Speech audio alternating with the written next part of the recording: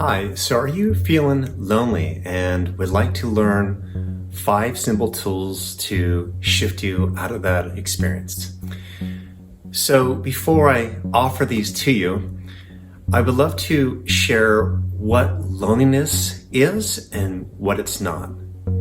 So as an example, if I were to show you, say, a puppy smiling, waggling his tail, there's a possible chance that you would smile or at least, feel a shift in your state of beingness. If I were to start eating chocolate in front of you, you could either get annoyed or even imagine having chocolate yourself and maybe have a moment of feeling better.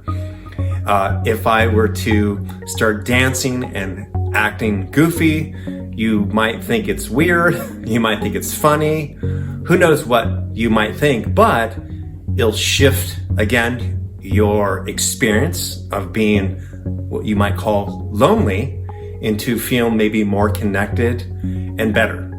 Now, the reason why I'm sharing this is because some people think loneliness is an actual thing, like it's a disease, that's who you are, versus it being a state of beingness, meaning that it's just how you're feeling and a reality that's being created in, say, this now moment. Unfortunately, if a person were to experience loneliness on an ongoing basis, sadness on an ongoing basis, then it could lead to depression.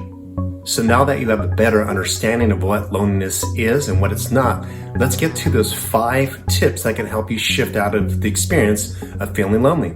In addition to sharing 5 tips to help you not feel lonely, I'm also going to share a bonus exercise so you can crystallize the experience of feeling more connected, content, and happy.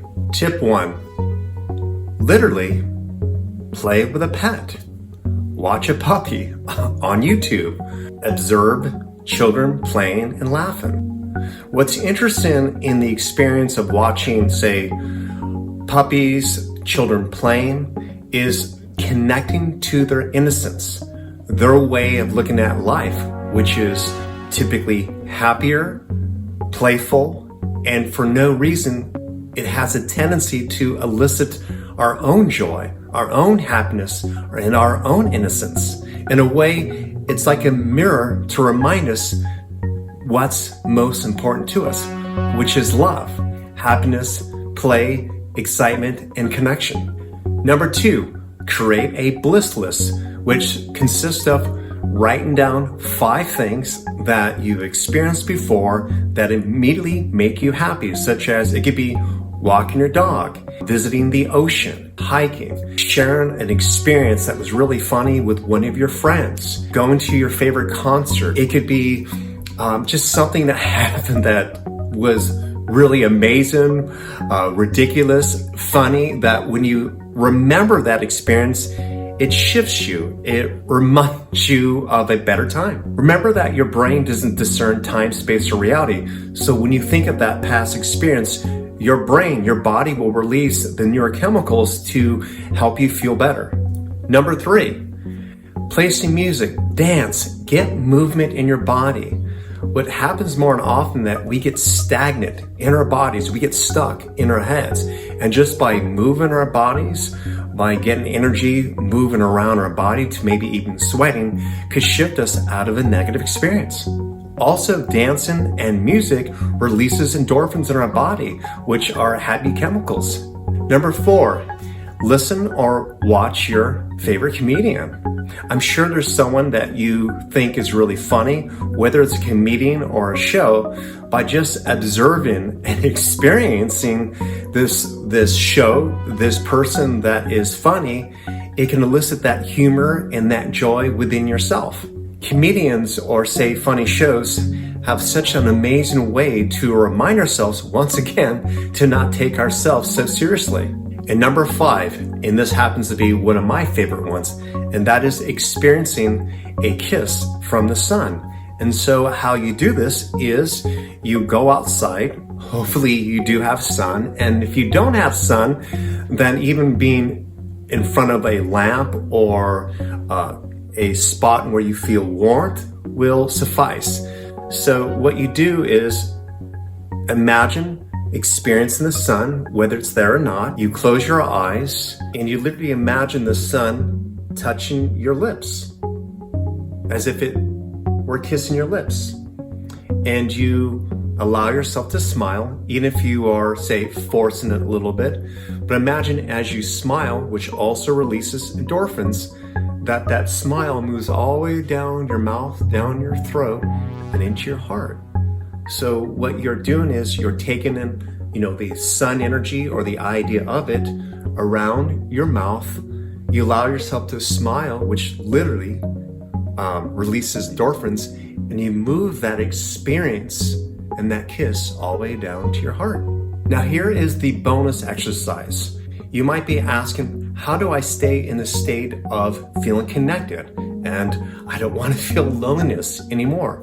So take one or all 5 of the tips I shared with you, and when you are fully immersed in the experience, the positive experience, the happy experience, allow yourself to shift your awareness to feeling good, to being aware of once you once were.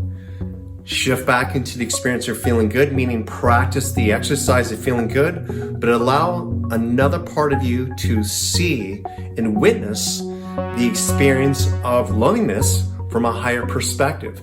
When you do this and you go back and forth up to about, say, 5 minutes, what ends up happening is that your body will hardwire literally the experience of feeling in control and expanding your awareness so you can see the loneliness as more of a state of beingness versus your reality, your truth. Moments that you dip into feeling disconnected, by going back and forth with new profound awareness, you'll be able to create what we call a hypnotic cue or an anchor to pull you back into the state in which you want to feel. What I mean by this is, once you know how easy it is to move out of the experience of feeling lonely, and you also practice feeling more connected, being more connected will be your new sense of self.